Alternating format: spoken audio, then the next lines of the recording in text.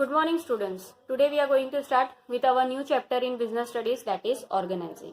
In our previous chapter, that is planning, we have seen that if you want to achieve your organizational goal, first planning is required. That is first setting of the objective, then communicating it to the employees, to the departments, then finding out various alternative course of action, selecting best implementation, and then following whether it is going on as per the plan or not.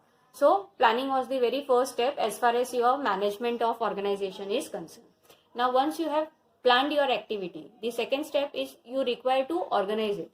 मतलब आपको देखना पड़ेगा to see कि whatever physical and human resources are required to accomplish the business objectives are available or not. Then whether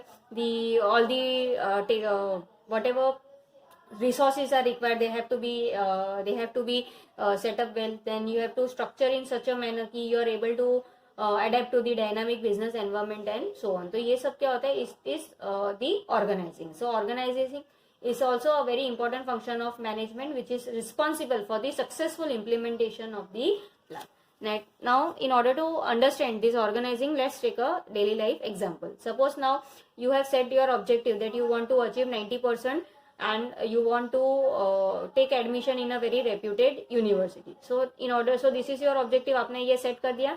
अब ये set करने के लिए first you have to plan yourself, you have to plan certain activities. यानी आप कैसे planning करोगे कि सबसे पहले यू विल डिसाइड कि आपको कम से कम हफ्ते में हर एक दिन में 5 घंटे तो कम से कम बैठ के सेल्फ स्टडी करनी है फॉर इच सब्जेक्ट. देन ये आपने प्लान कर लिया कि आपको 5 घंटे कम से कम कंट्रीब्यूट करने हैं. अब इसके लिए आपको कुछ चीजें पहले तो देखनी पड़ेगी. You have to arrange for your physical resources कि आपको जो भी रेलिवेंट बुक्स है वो अवेलेबल हो. फिर you have to find out a place जहाँ पे आप शांति से बैठ के कॉन्सेंट्रेट करके आप पढ़ाई कर सकते हो. Similarly you will also require human resource. जैसे आपको आपके टीचर की जरूरत पड़ेगी, सब्जेक्ट टीचर की, who will guide you so that you are able to achieve your goals. They will help you in preparing your notes या answer your questions और doubts. Then you have to manage your time. तो ये सब जो आप कर रहे हो वो क्या है? It is nothing but you are organising the resources to achieve your objective. So simple sense में what do you mean by organizing? Organizing is nothing but whatever resources are required to make them available so that you are able to achieve your objectives. So in order to achieve the final target, each of your subject teacher, they will divide the course. They will give you the names of the best reference book. वो आपको short test time to time लेते रहेगी so that आप small portion cover कर सको, so that एक बार आपका last में entire syllabus is prepared. So all this part, it is the part of organizing resources to achieve the ultimate goal. So in छोटे से terms में organizing का मतलब क्या है? It means arranging the resources जो आपको चाहिए होगी, ensuring कि you are optimally making use of these resources, then dividing whatever objective is there. It is divided into small achievable and attainable tasks, and then empowering the workforce to accomplish this task. That is here. जैसे हमने पूरा example देखा, उस case में क्या था? सबसे पहले text books, reference books, notes, teachers, ये आपके रिसोर्सेज होते हैं. तो फर्स्ट आप उन सारे रिसोर्सेज को अरेंज करोगे. देन किस तरह से आप ऑप्टिमम यूटिलाइजेशन करोगे रिसोर्सेज का, जैसे कि you are learning from your teacher, getting your doubts clear, reading the reference part. तो ये सब क्या होता है? This is optimum utilisation of resources. Then chapter wise notes बनाना, टेस्ट, छोटे 2-3 चैप्टर के टेस्ट देते रहना, एग्जाम पेपर्स जो प्रीवियस ईयर के एग्जाम पेपर्स है उसको सॉल्व करते रहना. इसका मैं ये क्या कर रहे हो? You are dividing your objective into smaller task. And then teacher students को पढ़ा रही है, कॉन्सेप्ट्स पढ़ा रही है, उनके एप्लीकेशंस बता रही है, डिफरेंट टाइप्स के क्वेश्चंस सॉल्व करवा रही है. तो what is this? It is preparing the workforce to accomplish the final objective. So what do you understand by organizing? So here you can see the definition. It is defined as a process that initiates implementation of plan by clarifying the job, working relationships, and effectively deploying the resources for attainment of identified and desired results. So let's do the postmortem of this definition. It is defined as a process. किस तरह का process? That initiates implementation of plan.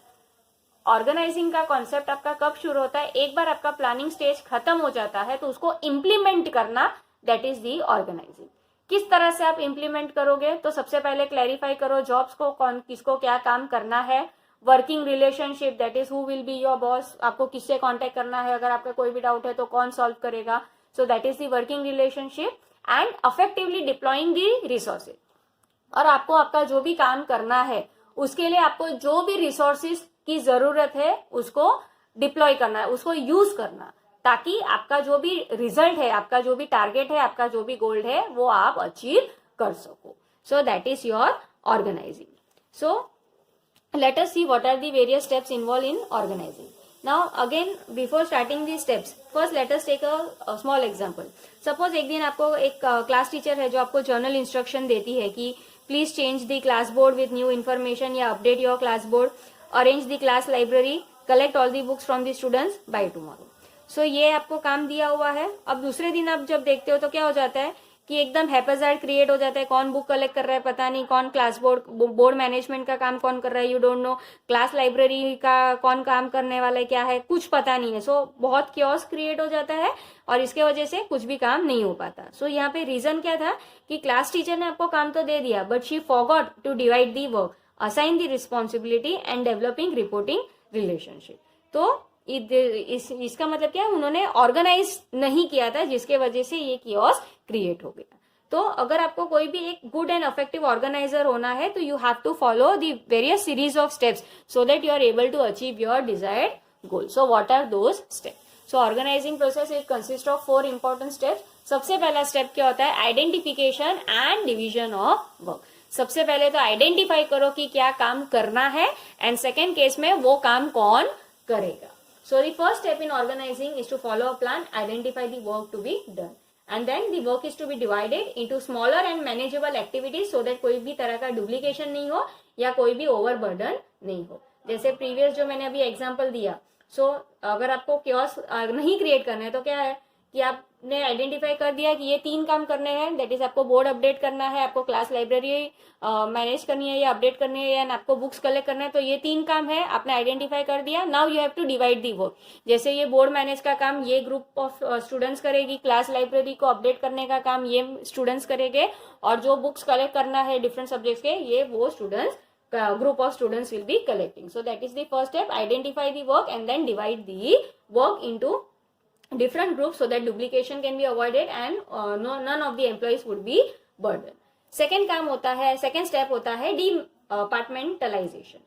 Now what do you mean by departmentalization? It means selecting the activities which are similar in nature and grouping them together. That is, for example, you can see various activities are grouped on the basis of function in an organization. That is, production का काम will be done by production managers या production department. Similarly marketing का काम marketing department को दिया जाता है, financing का काम फाइनेंसिंग को दिया जाता है, एडमिनिस्ट्रेशन का काम एडमिनिस्ट्रेटिव डिपार्टमेंट को दिया जाता है. तो ये क्या है, इसका मतलब क्या है कि जो भी काम सिमिलर होते हैं नेचर में, उसको आप एक साथ लेके आओ.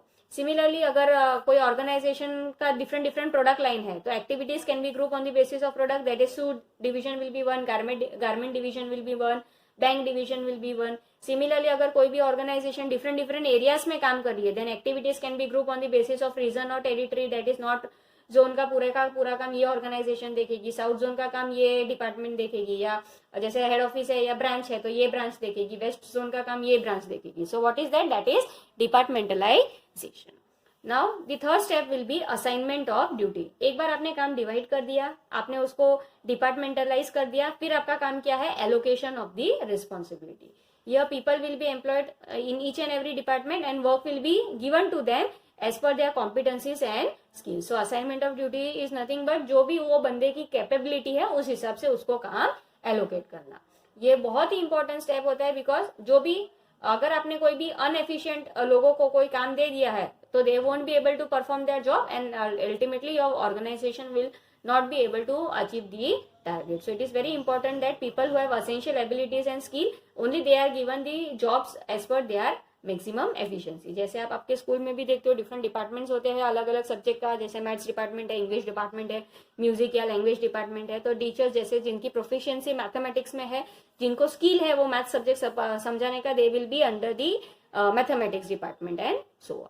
And the last step will be establishing reporting relationship. यानी लोगों को ये पता होना चाहिए कि मेरा काम ये करना है, या ये काम में अगर मुझे कोई प्रॉब्लम आ रही है तो ये मुझे किससे बात करनी है, या किससे मुझे डाउट क्लियर करना है, या किससे मुझे इंस्ट्रक्शन लेना है. सो that is the establishing reporting system.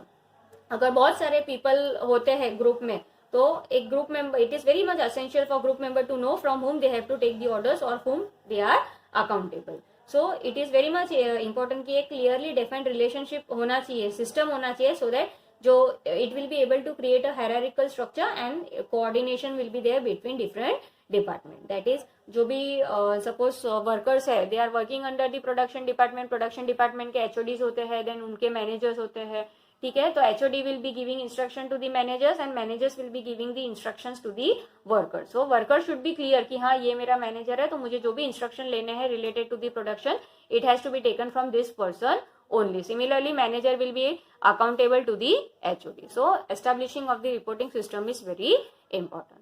So that's all for today. Tomorrow we'll see the importance of organizing. Thank you.